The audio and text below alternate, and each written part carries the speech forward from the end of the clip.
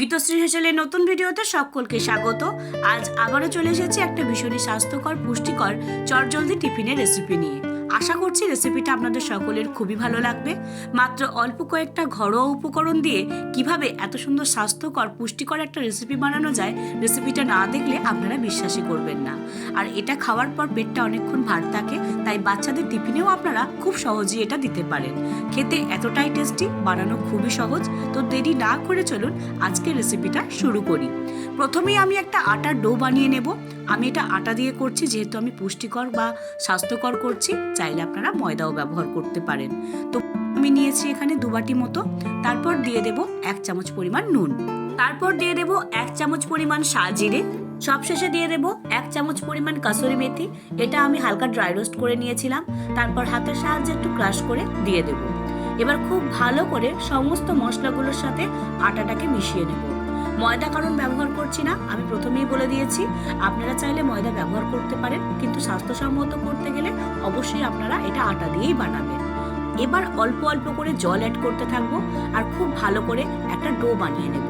প্রথমে অনেকটা জল দিয়ে দিলে হবে না, অল্প অল্প জল দেব আর এটার একটা ডো বানাতে থাকবো। এখানে কোনো রকম তেলের ব্যবহার করব না, যেহেতু এটা একটা পুষ্টিকর এবং স্বাস্থ্যকর রেসিপি। তো মোটামুটি একটা ডো আমার বানানো হয়ে গেছে। যেমন আমরা রুটি বানানোর ক্ষেত্রে করে থাকি সেরকমই একটা ডো হবে। এবার এটাকে আধ ঘন্টা মতো আমি একটু ঢাকা দিয়ে রেস্টে রেখে দেবো। রেস্টে আছে। অন্যদিকে আমি কিছু সবজি এখানে গ্রেট করে নেব। প্রথমেই আমি 2টো মাঝারি সাইজের আলুকে জল দিয়ে পরিষ্কার করে ধুয়ে সেটাকে গ্রেট করে নিলাম। আলুটা কিন্তু বয়েল করা নয়, জাস্ট কাঁচা আলু ছিল। একইভাবে আমি গাজরটাকেও এইভাবে গ্রেট করে নিয়েছি।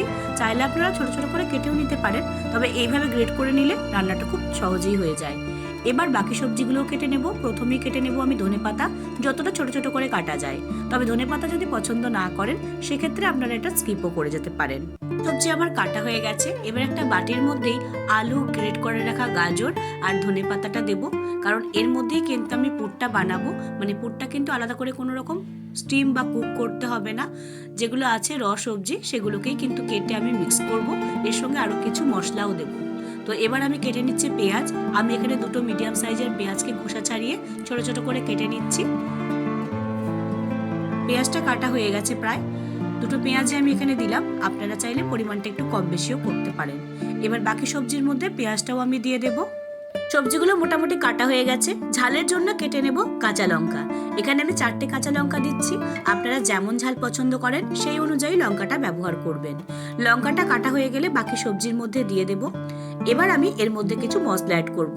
প্রথমেই দিয়ে দেব 1/2 চামচ করে দুবার, মানে 1 চামচ নুন। এখানে আমি রেগুলার বেসিক নুনই ব্যবহার করলাম, চাইলে আপনারা কালো নুন বা বিট নুনও ব্যবহার করতে পারেন।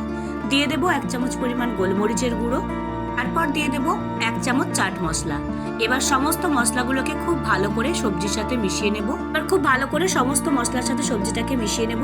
আলাদা করে কোনো স্যালো ফ্রাই বা বয়েল করার দরকার নেই। স্টাফিং এর জন্য পুর মোটামুটি রেডি হয়ে গেছে। বাচ্চারা সবজি খেতে চায় না, কিন্তু এইভাবে নানান রকম ভাবে যদি বাচ্চাদেরকে খাওয়ানো যায় তাহলে সবজির পুষ্টিটাও কিন্তু বাচ্চারা পায়। ডোটা আগের থেকে অনেকটা সফট হয়ে গেছে। আবারও খুব ভালো করে এটাকে একটু ঠেসে নেব। যতটা সফট করা যায় রেসিপিটা কিন্তু ততটাই সুন্দর হবে।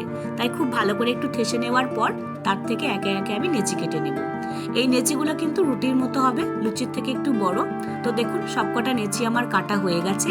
এবার এই নেচিগুলো থেকে আমি একে একে রুটির মতো করে বেলে নেব।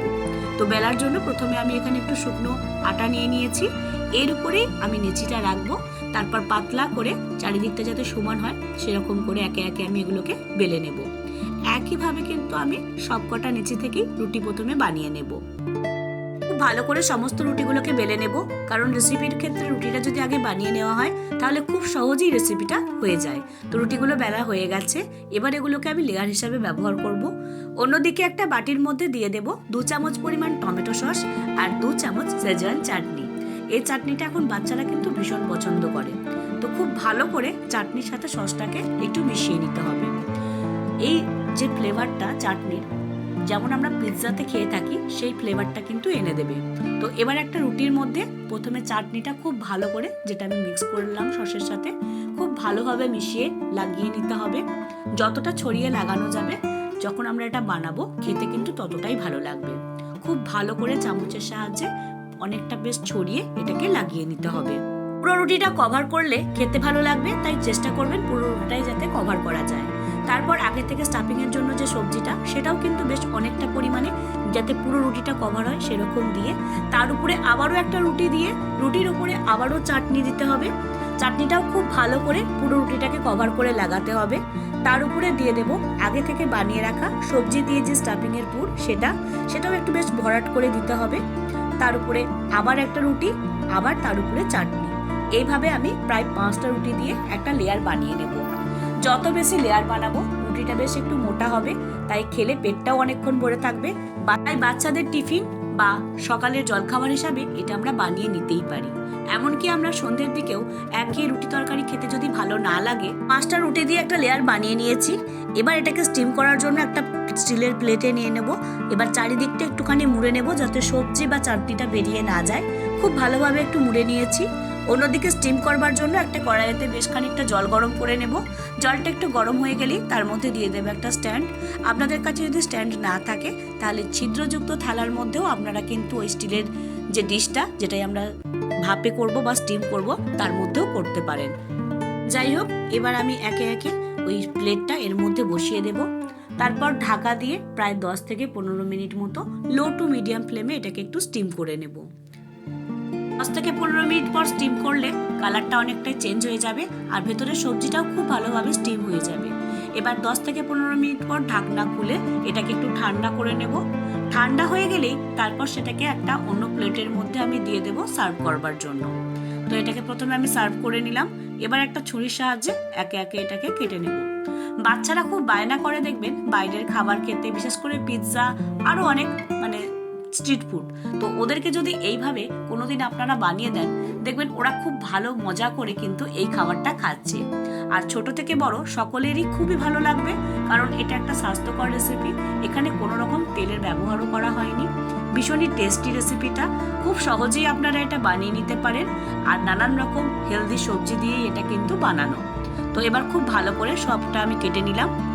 খুব ভালো করে সবগুলোকে কেটে নেব, তারপর সেগুলোকে পরিবেশন করব। অবশ্যই এই রেসিপিটা একবার বানাবেন। বানানো যেমন সহজ, খেতে কিন্তু তেমনই সুস্বাদু। বাচ্চা থেকে বড় সকলে খুবই পছন্দ করবে। আর বাচ্চাদের টিফিনে যদি এটা দেন ওদের পেটটাও কিন্তু অনেকক্ষণ ভরে থাকবে। একঘেয়ে রুটি তরকারি থেকে হাটকে এই ধরনের নিত্য নতুন রেসিপি একবার করে ট্রাই করলে দেখবেন বাড়ির সকলের সাথে সাথে আপনার নিজেরও ভালো লাগছে সকলকে বানিয়ে খাওয়াতে। তাই অবশ্যই বানাবেন আর কেমন লাগলো কমেন্টে জানাবেন। ইউটিউব থেকে যদি দেখেন তাহলে একটা লাইক শেয়ার কমেন্ট করতে ভুলবেন না। নতুন বন্ধু হলে সাবস্ক্রাইব করে আমার এই চলার পথে সঙ্গী হতে পারেন। যদি ফেসবুক পেজ থেকে দেখেন তাহলে অবশ্যই পেজটিকে ফলো করুন। আর আপনাদের গুরুত্বপূর্ণ মতামত কমেন্ট বক্সে জানাতে প্লিজ ভুলবেন না। খুব তাড়াতাড়ি দেখা হচ্ছে আপনাদের সাথে আবারও গীতশ্রী হিসেবে নতুন ভিডিও নিয়ে। এইভাবে ভিডিওটা শেষ অবধি দেখার জন্য সকলকে অসংখ্য ধন্যবাদ। আমাদের এখনো অনেকটা পথ চলা বাকি। এইভাবে আপনারা পাশে থাকুন, আমার সঙ্গে থাকুন। সকলে খুব ভালো থাকুন, সুস্থ থাকুন। নমস্কার।